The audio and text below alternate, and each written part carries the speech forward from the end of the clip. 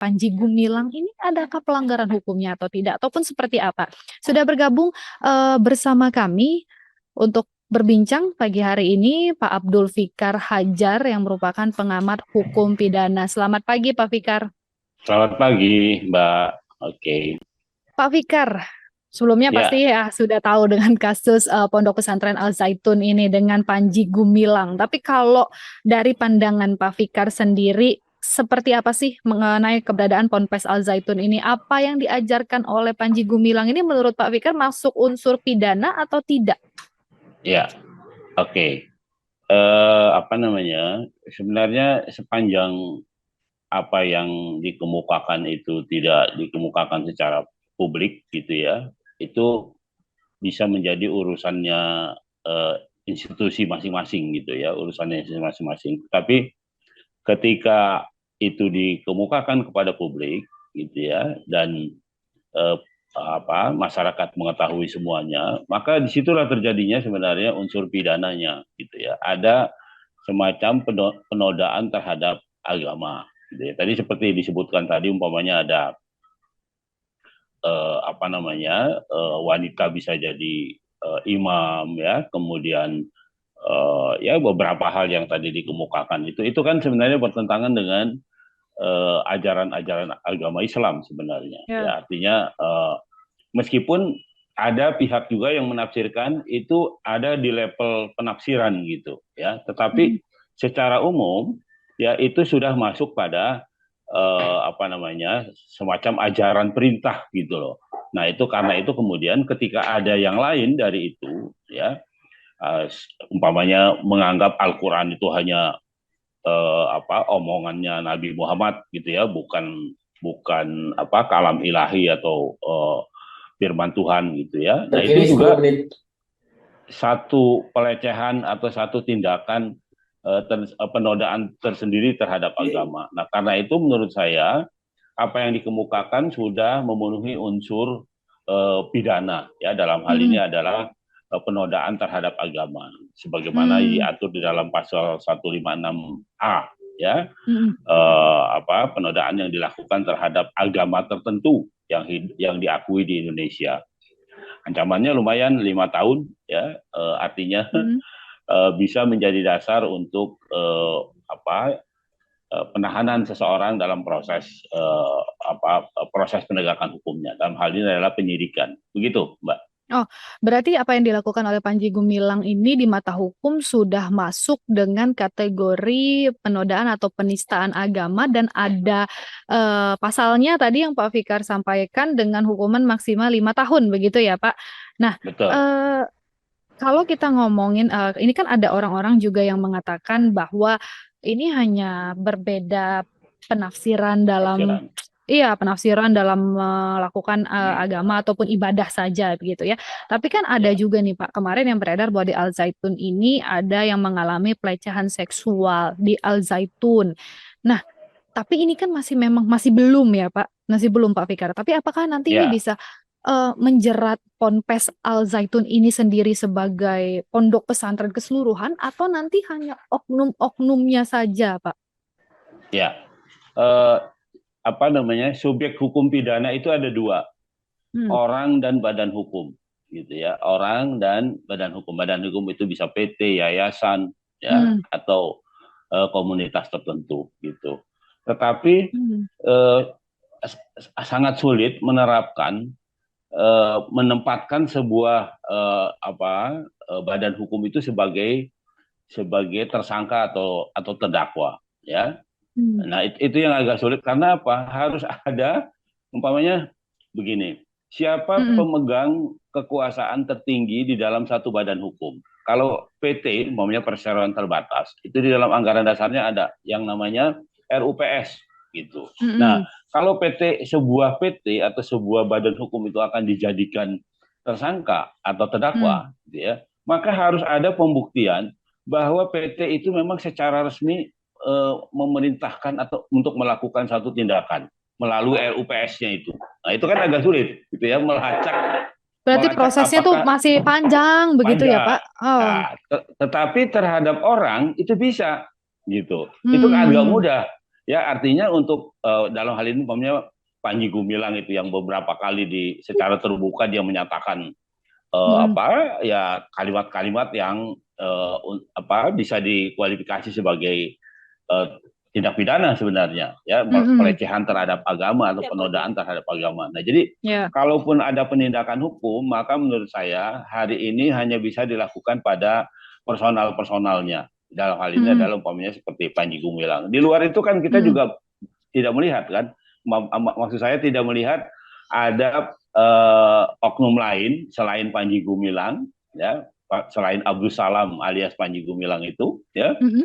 eh, tidak ada lagi yang apa namanya yang mengungkapkan hal-hal seperti yang dikemukakan oleh Panji Gumilang itu. Nah, karena itu menurut saya eh, penuntutan sampai hari ini hanya baru bisa dilakukan terhadap Panji Gumilang. Ya, terhadap pesantrennya sendiri tidak bisa. Mungkin secara administrasi negara, ya negara punya kewajiban dalam hal ini pemerintah, dalam hal ini ditangani oleh Menko Polhukam kalau nggak salah Hukam. ya, Ya, betul. uh, di apa didekati secara administratif gitu. Artinya diteliti Hmm. apakah di dalam kurikulumnya itu memang mengandung hal-hal yang apa Melenceng indikasi begitu ya, Pak. melenceng gitu ya atau Mm-mm. penodaan terhadap agama dan sebagainya. Itu urusan administrasi negara. Artinya Mm-mm. bukan urusan pidana, tetapi pidananya sendiri hanya bisa dilakukan terhadap orang per orang. Dalam ini adalah Panji Panji Gumilang atau Gumilang. Agus. Ya, Oke, berarti kan banyak yang menuntut masyarakat nih kalau kita baca di sosial media saja kan banyak Pak, aduh tutup ponpesnya begitu. Berarti ini adalah hal yang hmm, sulit begitu ya untuk dilakukan. Namun bukan tidak betul. mungkin apabila ditemukan memang pelencengan dari kurikulumnya Kurikulum atau tadi gitu ya. ya. Nah, tapi kalau pendapat dari Pak Fikar sendiri begitu ya sebagai seorang pengamat, kalau menurut Bapak, apakah memang Panji Gumilang ini harus dihukum pidana, diusut begitu ya? Atau memang ini hanya perbedaan beragama saja biasa begitu? Ya, ya itu tadi saya bilang ada pihak yang memang menafsirkan ini Hmm. sebagai perbedaan penafsiran Mm-mm. gitu. Kalau Pak Fikar gimana, Pak? Nah, tetapi harus dilihat kalau hanya Hmm. perbedaan penafsiran, sebenarnya Mm-mm. nggak kan tidak perlu juga dipublikasi kan begitu, ya kan? Hmm. Tapi ketika ini sengaja Di ya. dipublikasi, nah itu yang menurut saya ada unsur pidananya gitu, ya. Mm-mm. Jadi seolah-olah memang sengaja untuk menodai agama itu, gitu ya, Mm-mm. menonjolkan. Oke, Mungkin dia 5 tidak menit. maksud untuk melakukan tindak pidana, tetapi perbuatannya itu sudah bisa dikualifikasi sebagai pidana, gitu. Artinya Hmm. sudah publikasi terhadap penodaan suatu agama. Kalau dia melakukannya sendiri tanpa ada pemberitaan dan sebagainya, ya itu urusan dia, gitu. Ya urusan dia Ya. melakukan ibadah dengan Tuhannya kan begitu. Iya, Nah, iya. nah soal diterima atau enggak juga kita nggak bisa masuk ke ranah itu kan begitu. Iya. Mm-mm. Nah, karena itu yang menjadi perhatian hukum ada hukum pidana adalah bahwa tindakannya itu sudah mengarah pada penodaan sebuah agama secara terbuka gitu ya. Nah, itu yang Mm-mm. kemudian bisa dikualifikasi sebagai perbuatan pidana. Begitu, Mbak. Mm. Pak, tapi kan kita penasaran nih sebagai orang yang katakanlah awam hukum begitu ya Pak, yang masuk dalam kategori penistaan agama yang bisa dijerat hukum itu yang kategorinya itu seperti apa sih Pak? Dibedakan dalam kategori itu yang seperti apa dengan hukuman berapa tahun gitu kan? Yang tadi Pak Fikar bilang ada 5 tahun kalau untuk Panji Gumilang. Nah itu kategori beda-bedanya itu seperti apa gitu Pak? Ya, di dalam KUHP kita, ya Mm-mm. meskipun kita sudah punya KUHP yang baru, tapi 3 tahun kemudian yang baru laku. Tapi yang lama itu ada di pasal 156A ya. Mm-mm. Itu ya kalau pasal 156-nya itu adalah penodaan terhadap golongan tertentu. Jadi terhadap orang-orang gitu ya, terhadap orang ya apa melakukan pendiskreditan ya, kemudian melakukan semacam permusuhan gitu terhadap orang atau golongan. Itu pasal 156. Nah, pasal Mm. 156A-nya itu terhadap agama gitu. Artinya hanya ada satu pasal ini ya yang mengatur tentang penodaan baik terhadap orang perorangan maupun terhadap Mhm. agama yang dianut oleh orang per orang atau agama yang diakui oleh negara. Nah, itu Mhm. yang dilakukan oleh Panji Gumilang, ya itu tadi kualifikasinya adalah penodaan terhadap agama gitu. Nah, bahwa Mhm. dia tidak melakukannya sendiri, tidak mengumumkan, itu ya silakan gitu. Ya, itu wilayah ranah Mhm. pribadinya gitu, ranah dia dengan Mhm. Tuhannya. Tapi ketika dia melakukan secara terbuka, membuat pernyataan-pernyataan secara terbuka, nah itu yang sebenarnya bisa dikualifikasi sebagai tindak pidana. Nah, karena itu ada sebagian orang menyatakan bahwa itu kan soal penafsiran saja gitu. Ya Mhm. oke, Mhm. penafsiran untuk dipakai sendiri nggak ada masalah gitu. Tetapi ketika itu disebarluaskan, Ya, seperti dipublikasi gitu di ya. publik, nah itu yang mengarah pada penodaan agama itu. Begitu, Mhm. Mbak. Mhm. Dan kalau untuk Panji Gumilang ini, kalau dari sisi hukum yang dianggap sebagai penistaan agama tadi yang paling apa ya, Mungkin kuat ya yang begitu paling ini ya, pas heeh. unsurnya Heeh. Unsurnya itu yang mana? 156A itu. Ya, Satu lima enam. 156A Mhm. penodaan terhadap agama yang ancamannya 5 tahun. Begitu. Penodaan terhadap agama dengan ancaman 5 tahun, dengan hal yang dilakukannya ini adalah ini ya Pak, saf sholat sejajar perempuan laki-laki begitu Ya, atau yang kasus ya, yang mana? ya, seluruhnya yang dia Hmm. kemukakan. Ya, Hmm. satu umpamanya bisa eh, menjadikan wanita itu imamnya laki-laki. Kalau wanita Hmm. imamnya wanita juga nggak ada masalah gitu ya sebenarnya. Nah, cuma ini itu apa ya seperti itu gitu. Kemudian dia membuat pernyataan bahwa Al-Qur'an itu sesungguhnya bukan bukan firman Tuhan, tetapi firman Ya, ya. kata-katanya Nabi Muhammad. Nah, itu juga apa namanya sesuatu yang menurut saya menodai agama gitu, ya bertentangan dengan Hmm. ajaran-ajaran agama gitu. Nah, jadi apa yang Hmm. dikemukakan dia, yang sekarang kemudian dilaporkan oleh beberapa warga negara Indonesia, nah saya kira itu sah-sah saja. Maksud saya itulah memang seharusnya dilakukan pengusutan, ya apakah nanti terbukti atau tidak, nah itu persoalan persoalan lain, ya artinya nanti di pengadilan gitu. Tetapi pada kenyataannya secara terbuka, ya dia mengukakan itu, ya dibukakan itu Hmm. dipublikasi oleh banyak banyak pihak gitu. Nah karena itu kemudian ini juga menimbulkan keresahan. Hmm. Karena itu Hmm. apa aparat penegak hukum dalam hal ini kepolisian ya mulai hari ini kalau nggak salah ya Iya. memanggil dan akan memeriksa Panji Gumilang ini. Saya kira begitu, Mbak. Oke, Pak Fikar, hari ini kan Panji Gumilang kan dijadwalkan diperiksa gitu ya Pak oleh Ya, Bareskrim Polri. Kemarin kan sudah nih yang ya, melapor, hari ini terlapor memberikan klarifikasi. Datang atau tidaknya katanya Panji Gumilang hari ini, besok akan dilakukan gelar perkara begitu. Nah, tapi kalau untuk sampai dengan prosesnya nanti, kalau dari hukum itu seperti apa sih Pak sampai nanti bisa dilakukan bahwa dipastikan dia bersalah sampai dengan dihukum gitu. Prosesnya habis ini ya, tuh apa aja Pak? ya. Nomor satu ya Mhm. negara dalam hal ini kepolisian Mhm. baru bisa bekerja kalau ada tiga hal ya. Salah satu dari tiga ini ada laporan. Ya, ada laporan itu artinya dari laporan dari masyarakat dari siapapun Mhm. yang mengetahui terjadinya tindak pidana melaporkan. Mhm. Yang kedua ada pengaduan. Pengaduan itu khusus bagi mereka yang secara pribadi ya secara pribadi dia merasa dicemarkan atau merasa apa dilakukan tindak pidana terhadap itu namanya pengaduan. Karena itu lain. Kalau laporan itu tidak bisa dicabut, kalau pengaduan itu bisa dicabut gitu ya karena memang itu hanya kepentingan orang perorangan. Yang ketiga, penegak hukum Mhm. biasanya mendapatkan apa laporan atau informasi terjadinya tindak pidana itu dari pengembangan kasusnya. Dari kasus lain umpamanya kemudian Mhm. ternyata ada kasus yang lain nih. Nah, itu Mhm. Mhm. penegak hukum bisa mengembangkan itu. Nah, kalau itu sudah dilakukan, maka dilakukanlah oleh kepolisian yang namanya penyelidikan. Nah, penyelidikan itu mencari peristiwa. Ada nggak Mhm. sebenarnya di dalam kejadian ini peristiwa pidananya gitu. Nah itu Mhm. penyidikan. Nah karena itu ketika di penyidikan semua orang yang dipanggil itu tidak dipanggil namanya diundang karena belum mengikat gitu. Artinya belum masuk ke ranah hukum. Nah namanya undangan. Anda diundang pesta atau diundang makan nggak datang kan nggak apa-apa, nggak ada sanksinya. Ya kalau orang diundang itu tidak ada sanksinya. Tapi begitu Ya. ditemukan ada peristiwanya, ditingkatkan menjadi penyidikan, maka orang mulai dipanggil. Nah, kalau dipanggil itu ada konsekuensinya. Hmm. Dipanggil sekali tidak datang nggak apa-apa, panggil lagi. Dipanggil 2 kali nggak datang nggak apa-apa. Ketiga kali itu dipaksa, panggil paksa namanya. Ya, dipanggil Hmm. sekaligus dibawa, gitu, dibawa kepolisian untuk diperiksa di penyidikan itu. Nah, apakah setelah itu dia ditahan atau enggak? Nah, tergantung pasalnya. Kalau pasal Ya. 5 tahun, pasal yang bisa ditahan di dalam hukum Indonesia itu adalah tindak pidana yang ancaman hukumannya 5 tahun ke atas.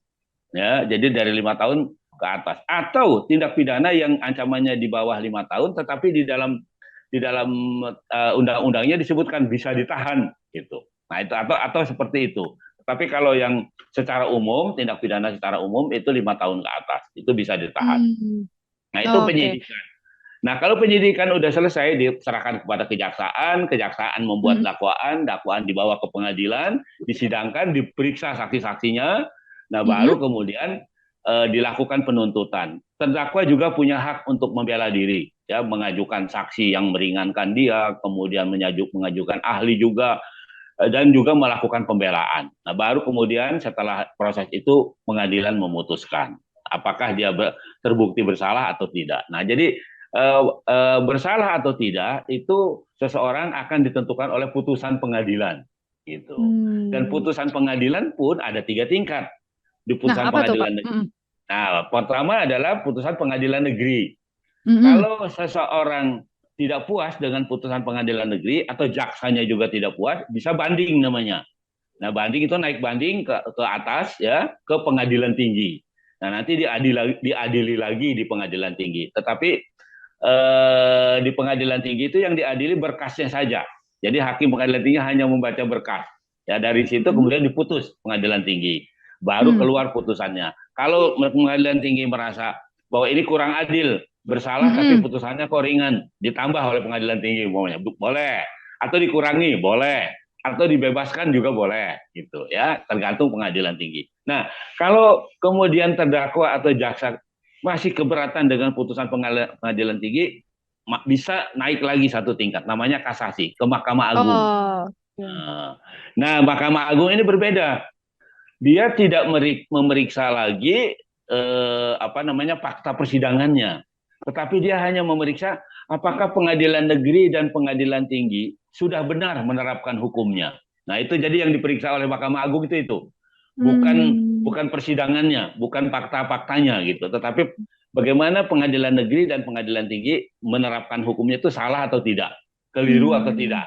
Nah itu yang dinilai oleh Mahkamah Agung. Nah sejak putusan Mahkamah Agung itulah maka putusan pengadilan menjadi berkekuatan hukum tetap untuk dilaksanakan atau untuk dieksekusi begitu, Mbak. Nah Berarti, tidak cukup oh, itu, kalau kenapa? sudah Ada apa lagi, Pak? ya kalau sudah dieksekusi sudah cukup Hmm. ya, tetapi kemudian di tengah jalan ditemukan ada bukti, ya Oh. ada alat bukti yang waktu persidangan pertama belum dikemukakan, belum Hmm. dimasukkan gitu. Itu namanya bukti baru, novum. Maka hukum pidana Indonesia, hukum acara pidana Indonesia memberikan kesempatan namanya peninjauan kembali. Nah, baik Hmm. terdakwa maupun jaksa, baik terpidana maupun jaksa bisa mengajukan peninjauan kembali kalau dia tidak setuju pada putusan yang sudah ada dan ditemukan ada alat bukti baru atau novum itu tadi. Nah, namanya peninjauan kembali. Nah, tetapi ketika sudah melakukan peninjauan kembali, itulah putusan yang paling akhir gitu. Walaupun Oh. sebenarnya putusan paling akhir adalah putusan Mahkamah Agung kasasi tadi gitu. Ya, kasasi itu yang paling akhir. Tetapi kalau ada alat bukti baru ya yang diprediksi akan mempengaruhi putusan, boleh namanya peninjauan kembali gitu. Hmm. Begitu, Berarti nanti Mbak. saya mendengarnya aja, wah panjang ini prosesnya ya Pak. Panjang. Apalagi ya kalau melihat wawancara-wawancara Panji Gumilang di media seperti itu ya, dengan karakteristik Panji Gumilang yang bisa kita katakan juga lugas begitu memberi tanggapannya dan merasa benar dengan apa yang dia lakukan begitu kan, Pak Fikar. Berarti kita akan Ya, lihat nanti nih apakah babak kasus ini akan sampai ke Mahkamah Agung kah atau tidak kah begitu ya Pak. Nah tapi ya, saya penasaran Pak Fikar, ini kan tadi kan, dari statement kepolisian tuh kemarin sempat bilang bahwa ya hari ini hadir atau tidak hadirnya, Panji Gumilang besok akan dilakukan gelar perkara.